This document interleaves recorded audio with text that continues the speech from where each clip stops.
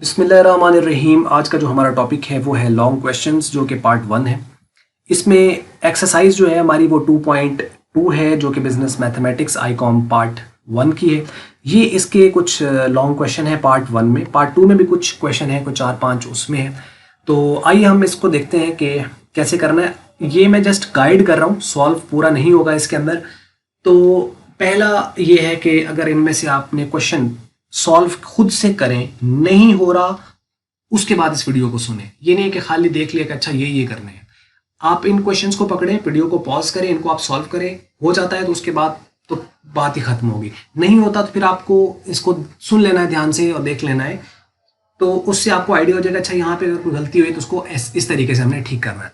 तो इनका ये नहीं कि हमने हेल्प इसकी नहीं की है, पूरा इसके ऊपर वीडियो लेक्चर जो है एक एक करके उसके ऊपर बनाकर अपडेट किए गए हैं। अगर आपने वो नहीं देखे तो उसको आप जरूर देखें, वहां से आपको पूरी हेल्प मिलेगी। यहाँ पे जस्ट अब इनको आपको खुद से सॉल्व करना है, लेकिन मैं पूरा बता रहा हूँ साथ इसके। पहला क्वेश्चन है, कहते हैं find compound interest. Find compound interest, क्या फाइंड करना है? कंपाउंड इंटरेस्ट यानी CI फाइंड करना है। ड्यू जो कि हो जाएगा in case of ₹1000। In case of ₹1000 यानी प्रिंसिपल अमाउंट है। लॉन फॉर जो कि लॉन किया गया है, यानी लॉन इसका आया, यानी उसके लोन लिया गया फॉर 5 ईयर, 5 सालों के लिए। मतलब 5 साल के लिए आप इस पैसे को इस्तेमाल करोगे और at the rate of 6% per annum. अगर इस रेट पर ये सालाना ये रेट हो और 5 साल के लिए हो तो वो कहता है इसका कितना इंटरेस्ट बनेगा इस 1000 रुपए के ऊपर, आपको वो फाइंड करना है। अब चूंकि आपको कंपाउंड इंटरेस्ट फाइंड करना है, तो कंपाउंड इंटरेस्ट फाइंड करने के लिए हमें पता है कि फॉर्मूला कंपाउंड इंटरेस्ट का यूज होगा। वो क्या फॉर्मूला है? CI is equal to P into 1 plus I की पावर n माइनस 1। यही फॉर्मूला है कंपाउंड इंटरेस्ट का। अब इसमें आपके पास P भी है, ये प्रिंसिपल अमाउंट, इसमें I भी है और n भी है, यही तो इस फॉर्मूले में आ रहा है। तो उसको आप पुट करें और उसको आप सॉल्व कर लें, आंसर आपका आ जाएगा। अगर आपका आंसर, ये चूंकि बुक में से ही क्वेश्चंस वगैरह लिए गए हैं, तो उसमें अगर आपका आंसर आ जाता है तो कमेंट्स में जरूर बताइएगा कि आपका आंसर इसका आ रहा है। तो अगर कोई प्रॉब्लम है तो वो भी आपने शेयर कर देनी है। दूसरा क्वेश्चन है, find the amount to repay. वो अमाउंट फाइंड करें जो आपको रीपे, वो जो वापस करनी है, ठीक है। After 3/4 years on a loan of ₹99,000 at the rate of 9% compounded monthly। अब इसके साथ उसने पर एनम नहीं लिखा, लेकिन हम इसको क्या कंसिडर करेंगे कि ये पर एनम ही है। लेकिन मतलब ये सालाना रेट दे रखा है, ये साल दे रखे हैं, ये सालाना रेट दे रखा है, तो सिंक्ड तो है लेकिन मंथली सिंक्ड नहीं है। हमें इनको सबसे पहले मंथली सिंक्ड करना है और मंथली सिंक्ड करने के बाद फिर इसको हमें सॉल्व करना है। देखो, amount to repay after this years और अमाउंट है ये वाली लॉन ऑफ, तो ये प्रिंसिपल होगी एट इस रेट भी है, एन भी है, पी भी है। कंपाउंडेड मंथली हो तो आपने क्या करना है, उसकी अमाउंट को फाइंड करना है। अमाउंट टू रीपे, जो वापस करना है। लास्ट में हमें वापस क्या करनी होगी? हमने जो लोन ले रखा है इतने सालों के लिए इस रेट पर, तो हमें ये पैसे भी वापस करने हैं और इस पर जो इंटरेस्ट बनेगा वो भी वापस करना है। तो हमें इंटरेस्ट प्लस अमाउंट जो वापस करनी है वो टोटल अमाउंट होती है, क्योंकि P plus interest is equal to A, जो कि अकोमुलेटेड अमाउंट है। तो जो अमाउंट हमें वापस करनी है वो हमें A। अब चूंकि A हमें फाइंड करना है और ये कंपाउंडेड का वर्ड आ गया, तो हम फॉर्मूला कौन सा यूज करेंगे? कंपाउंड इंटरेस्ट के टॉपिक वाला A का फॉर्मूला, जो कि A is equal to P into 1 plus I की पावर n है। ये फॉर्मूला है A का। अब इसमें देखें, A हमें चूंकि फाइंड करना है, n भी है, I भी है, P भी है, तो हम पुट करेंगे, आंसर आ जाएगा। लेकिन इसको थोड़ा ना सिंप्लीफाई इसको करना आना चाहिए। देखें ये जो ऐसे है ना, इसको हम कैलकुलेटर मार लेते हैं, यहाँ पे मार लेते हैं, मतलब कैलकुलेट कर लेते हैं। देखिए 3/4 है, इसको हमने कर लेना 0.5। सिर्फ क्या करना है, इसको डिवाइड कर लेना जो फ्रैक्शन में आ रहा है। ये आ गया 0.5। तो ये पूरा ईयर है। अब इसको हमने क्या करना है, इस 4 में ऐड कर देना। तो ये जब इसको हम 4 में ऐड करेंगे तो कितना बनेगा? 4.75, यानी 3/4 का मतलब है 4.75 ईयर्स।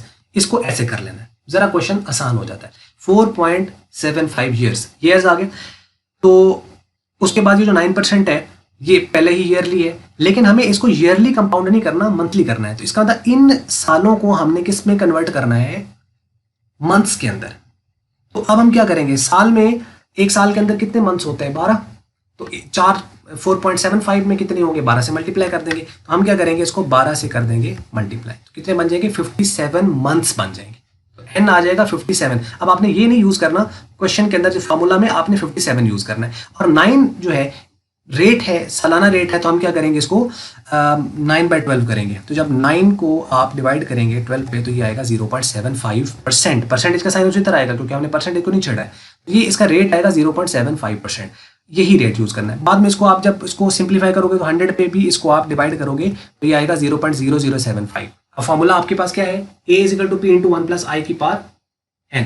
i की जगह कितना पुट करना है, 0.0075 और n की जगह 57 आया था। और इसको आप सॉल्व कर लें तो आपका आंसर आ जाएगा।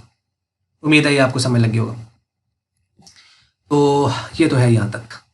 अच्छा, नेक्स्ट जो क्वेश्चन है इसका भी आप आंसर मुझे बताइएगा क्या आंसर आ रहा है आपका, और उम्मीद करते हैं आंसर आपका सही आ रहे होंगे। बुक के साथ इसको आप मैच भी करते जाइएगा।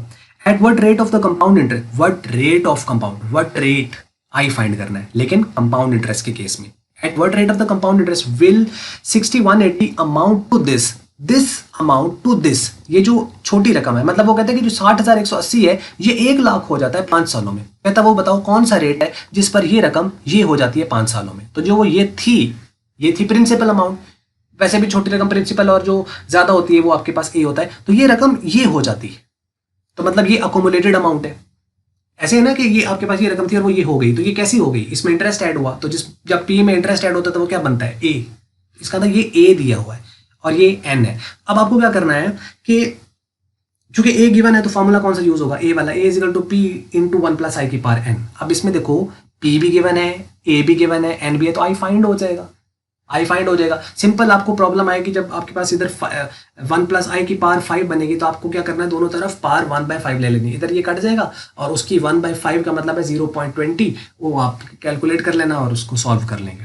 ठीक है, इसका मैंने पहले भी कहीं ना कहीं क्वेश्चन सामने किए हुए हैं इस जैसे, तो इसलिए मैं अब इसको करा नहीं रहा हूँ, सिर्फ बता रहा हूँ। आप करोगे तो ये हो जाएगा।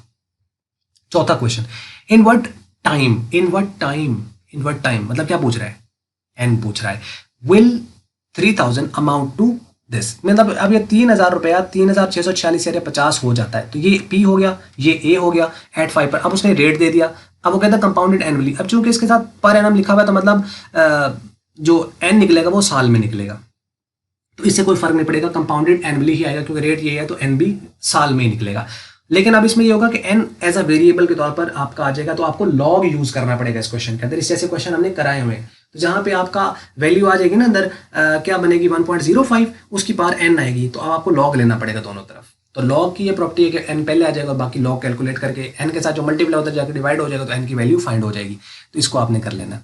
और आखिरी इसके अंदर टॉपिक इस वीडियो में आखिरी जो क्वेश्चन है वो है compute the compound interest on. Compound interest आपने कंप्यूट करना है, यानी सीआई निकालना है। ऑन, जो ऑन के बाद रकम होती है पी होता है, प्रिंसिपल है, फॉर 6.5 ईयर्स, मीन्स के इतने साल हैं। तो अब ये चूंकि साल है तो मीन्स के क्या है, इसको क्या करना है, ये एन आ गया और एट 2.5%। इसके साथ पर एनम नहीं लिखा, जिसके साथ नहीं लिखा तो आपने उसको पर एनम ही एज्यूम करना है। तो इसका अंदर ये भी सालाना है और ये भी साल में दिया हुआ, तो सिंगल तो ऑलरेडी है। लेकिन वो कह रहा है कंपाउंडेड सेमी एनुअली, उसकी रिक्वायरमेंट एनुअली नहीं है, उसकी सेमी एनुअली है। सेमी एनुअल में हम क्या करते हैं, रेट जो अगर साल में हो तो उसको हम 2 पे डिवाइड कर देते हैं, और ये साल हो तो उसको हम 2 से मल्टीप्लाई कर देंगे। 6.5 को हम 2 से मल्टीप्लाई करेंगे तो कितना आ जाएगा, 13। तो 13 सेमी एनुअल्स बन जाएंगे, और इसको 2 पे डिवाइड करके जो भी इसका आंसर आ जाए वो आपने ले लेना, यानी कि 2.5 डिवाइड बाई 2 करेंगे तो 1.25%। ठीक है, अब इस रेट को यूज करना है और N13 यूज करना है, और फार्मूला कौन सा यूज करना है, कंपाउंड इंटरेस्ट वाला, क्योंकि आपको सीआई निकालना है। CI is equal to P × 1 + i की पावर n-1 वाला फार्मूला यूज करके आपने सीआई निकाल लेना है। बस ये थी वीडियो। उम्मीद करते हैं आपको ये समझ लग गई होगी। कोई भी क्वेश्चन, कोई भी क्यूरी आपको किसी तरह के भी माइंड में आ रही है, कोई कंफ्यूजन है, तो उसको आप जरूर कमेंट्स में पोस्ट करें। एज सून एज पॉसिबल मैं कोशिश करूंगा उसको आंसर करने की। ठीक है, अगर आपको मल्टीपीडिया की वीडियो अच्छी लगी इसको आप लाइक कर लें, शेयर कर लें दूसरों के साथ। अगर आपको अच्छी नहीं लगी इसको आप करना डिसलाइक, और वीडियो देखने का बहुत बहुत शुक्रिया।